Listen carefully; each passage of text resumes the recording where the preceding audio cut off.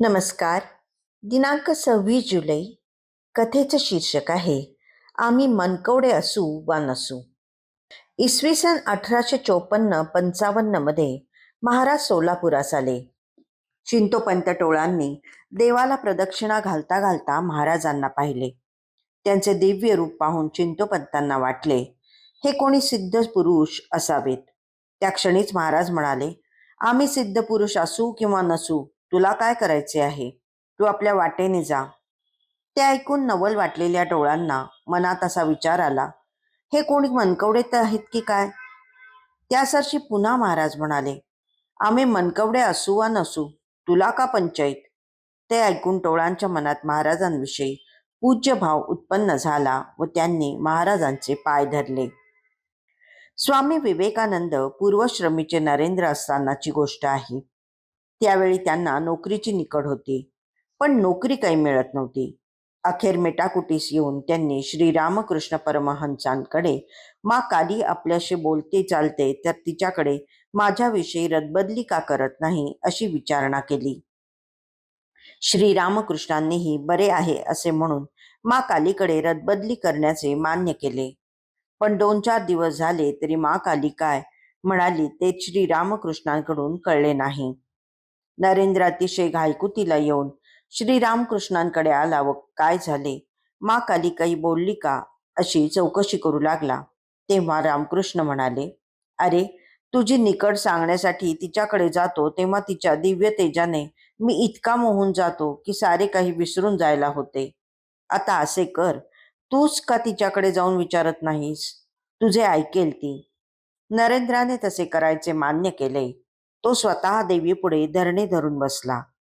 मा काली जेव्हा प्रकट झाली तेव्हा तिच्या दिव्य रूपाने तोही इतका मोहित झाला की आपल्या नोकरीविषयी विचारण्याचेच विसरला. त्या दिव्य दर्शनानेच नरेंद्र पार बदलून गेला.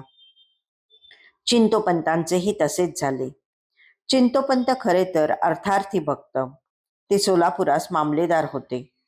खाऊन पिऊन सुखी होते, पण अशी खाऊन पिऊन सुखी असणारी माणसेच अनामिक भीतीने पछाडलेली असतात. आपल्या सुखाला दृष्ट तर लागणार नाही ना, कधी काही कमी तर पडणार नाही ना, अशी धाकधूक त्यांना सतत वाटत असते. म्हणूनच ते देवदेव करीत असतात. देवाचा उपयोग आपला प्रपंच अबाधित राखण्यापुरताच असतो असे त्यांना मनापासून वाटते. पूजा अर्चा, उपवास, व्रतवैकल्ये सारे काही त्या धोरणाने चालू असते. चिंतोपंत देवाला प्रदक्षिणा घालत होते ते देवाच्या नजरेत राहण्यासाठी. देवाने आपल्यास विसरू नये म्हणून तुझा विसर न व्हावा ही त्यांची धडपड नव्हती. देवाने आपल्याला विसरू नये यासाठी ती धडपड होती.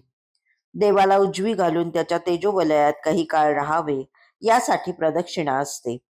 ती सावकाशीने देवमूर्तीशी एकरूप होऊन करावयाची असते.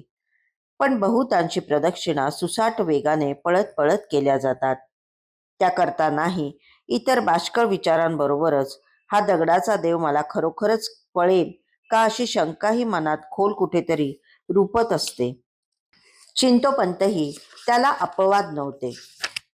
पण प्रदक्षिणेच्या मार्गावरच महाराज बसले होते. हातातल्या गोट्यांनी खेळण्यात रमले होते. चिंतोपंत त्यांच्या दिव्य दर्शनाने आतून हेलावले होते. हे काही वेगळेच प्रकरण आहे हे खरेच त्यांना जाणवले होते. पुढच्या प्रदक्षिणेच्या वेळी सहज त्यांच्या मनात आले, हे कोणी सिद्ध पुरुष तर नसतील? त्यांच्या मनातला हा विचार स्पंद महाराजांना कळल्याशिवाय कसा राहील?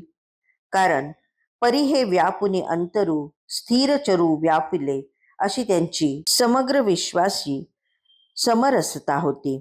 अर्थार्थी असले तरी चिंतोपंत हे एक होतकरू मुमुक्षू होते. त्यांचे निमित्त करूनच महाराजांचा अक्कलकोटात प्रवेश होणार होता हे विधिलिखितच होते. त्यामुळे त्यांना आपलेसे करण्यापूर्वी त्यांचा भाव पक्का आहे की नाही हे पारखण्यासाठीच महाराजांनी फटकळपणे त्यांना तुला काय करायचे आहे, तू आपल्या वाटेने जा असे म्हणत झिडकारले. त्यामुळे चिंतोपंत अधिकच महाराजांकडे ओढले गेले. तिसऱ्या प्रदक्षिणेला हे मनकवडे तर नाही तसा नवल विचार चिंतोपंतांच्या मनात येताच महाराजांनी पुन्हा फटकारले. हाही विचारस्पंद महाराजांनी जाणला हे पाहून चिंतोपंतांनी महाराजांच्या पायी लोळणच घेतली. ते त्यांचे भक्त झाले. चिंतोपंत एका क्षणात अर्थार्थीचे जिज्ञासू झाले. या मनोपालटाने चिंतोपंत महाराजांच्या जवळ अधिक ओढले गेले असे म्हणण्यापेक्षा महाराजांनीच त्यांना आपल्याकडे ओढले असे म्हणणे प्रशस्त ठरेल. देवाचे काम आखीव रेखीव व पूर्वनियोजित कसे असते याचा दाखला देणारी ही लीला आहे. देवदर्शनाला आलेल्या अनेक माणसांतून फक्त चिंतोपंतांनाच महाराजांनी पकडले. इतर अनेक जण देवदर्शनाला आले होते. अनेक लोक येत होते, पण त्या कुणालाच महाराजांच्या दिव्यत्वाची जाणीव झाली नाही. एकट्या चिंतोपंतांना महाराजांचे दिव्यत्व जाणवले. अंतस्य साक्षीत्वही कळले आणि ते महाराजांचेच झाले. देव कोणत्याही रूपात येवो अथवा भेटो, त्याला ओळखण्याची पात्रता आपल्याकडे हवी हे बजावणारी ही लीला आहे. धन्यवाद.